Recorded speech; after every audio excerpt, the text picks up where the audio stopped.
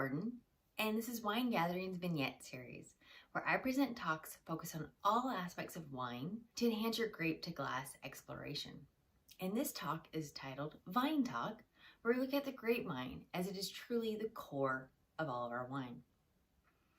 So wine has been part of human civilization for thousands of years, with the planting of vineyards and winemaking approximately 8,000 years ago in modern-day Armenia, Georgia, northern Iran, and eastern Turkey. And today, there are more acres planted to grapes in the world than any other fruit crop.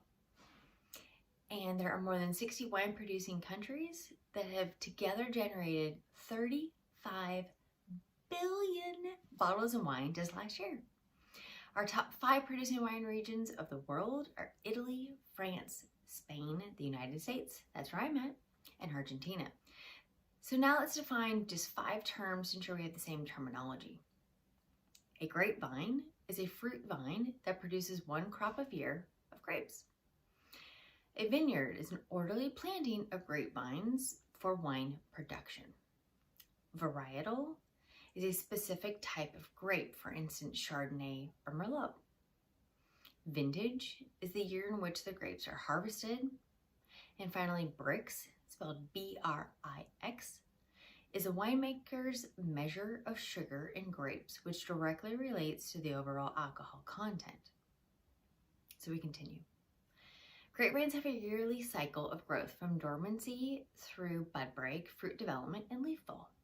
And a grapevine left unpruned can grow a staggering 115 feet. However, that fruit quality is diminished given that long length that it can grow, right? So professional growers prune grapevines up to 90% each season to maintain fruit quality. So it's this constant pruning back and additional labor. Most grapevines are trellised or have a support system to aid with this pruning and canopy management. And let me show you a picture.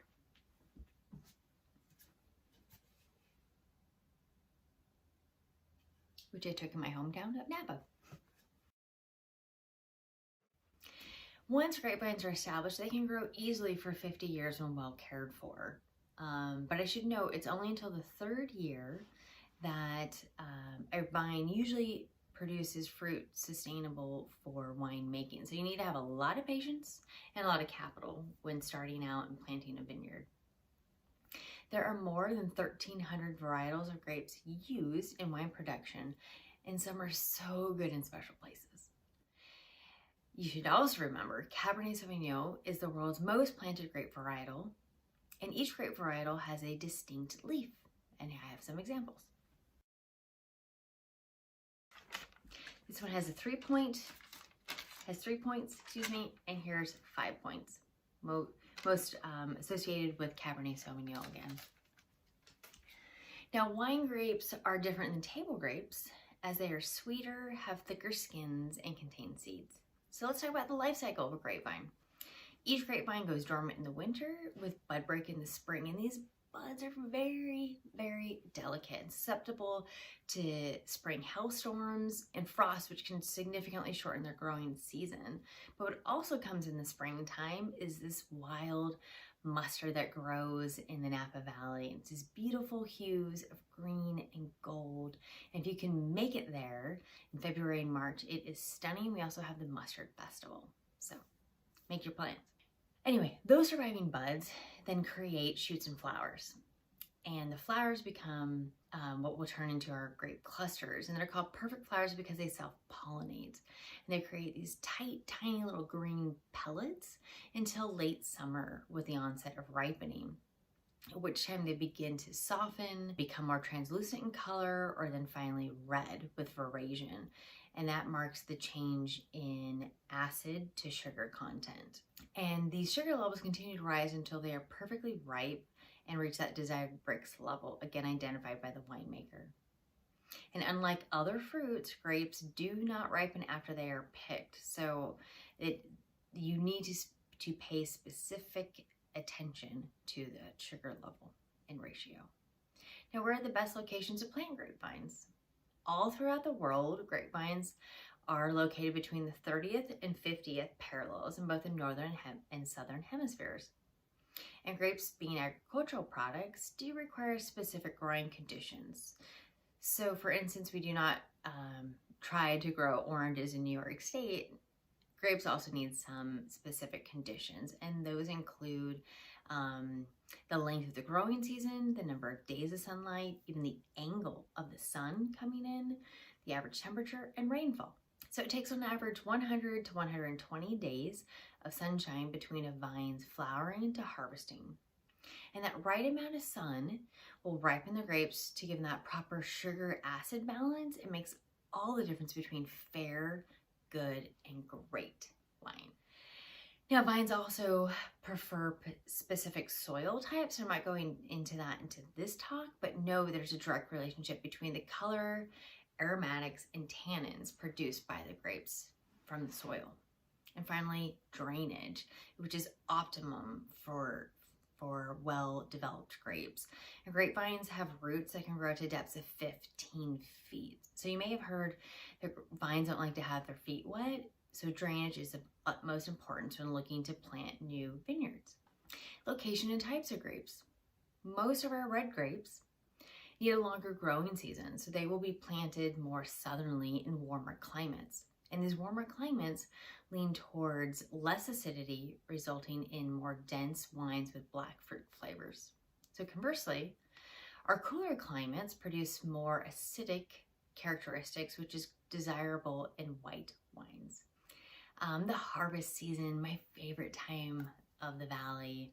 Grapes are picked when they reach the proper sugar-acid ratio for the style of wine the winemaker wants to produce. And most table wines have an alcohol between 12 and 15% alcohol by volume, ABV, that's listed on the wine label and is a direct result of that Briggs label.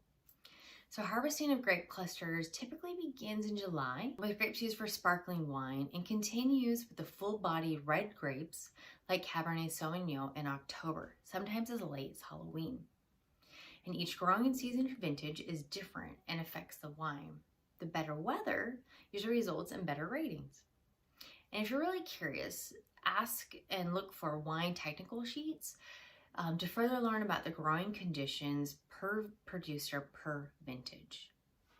Now let's look a little deeper specifically at the US wine grape stats, excuse me. So grapes are our highest value fruit crops, valued at $6.5 billion, and account for 1/3 of the value of non-citrus fruit grown in the US. And in 2017, we produced over 900 million gallons of wine. With that said, we have just over 11,000 wineries today across all 50 states. And that number has doubled since 2009. So we're seeing this vast trajectory of upward growth in the wine industry. And however, with that said, California makes up 85% of all US wine, followed at a close second by Washington State at 4% and New York at 3%. And if you can recall from earlier in this talk, the top 5 wine producing regions of the world are Italy, France, Spain, the US, and Argentina. So while the US is the 4th largest, it however only accounts for 12% of global production. So I think again, we can still plant a few more vineyards here. Well, that wraps up this Vine Talk vignette. I hope I was able to deepen your knowledge, and I encourage you to visit a vineyard and look closely at the vines. Remember that the journey with wine never ends. Please visit wine-gatherings.com for additional vignettes and wine-related products, including some chocolates. And you can also email me directly at cheers@wine-gatherings.com to create personalized gift sets and also custom virtual and in-person educational tastings. Wine is a new discovery in each glass, so enjoy the journey. Cheers.